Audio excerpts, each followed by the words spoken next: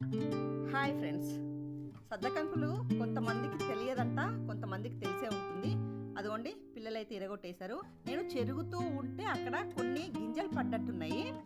ఆ గింజలు ఇప్పుడు మొలకెత్తి 3 చెట్లయితే వచ్చాయండి.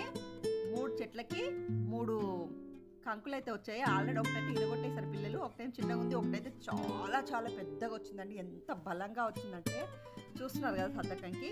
వావ్, ఎంత బాగుందో. నిజంగా ఎవరికన్నా తెలిసి ఉంటే అయితే కామెంట్స్లలో పెట్టండి. మా సైడ్ అయితే, మా నల్గొండ సైడ్ అయితే బాగా సద్దకంకులు అయితే పండించేవాళ్ళండి. మరి ఇప్పుడైతే ఒకప్పుడు పండించేవాళ్ళు, ఇప్పుడు పండిస్తున్నారో లేదో అయితే తెలియదు.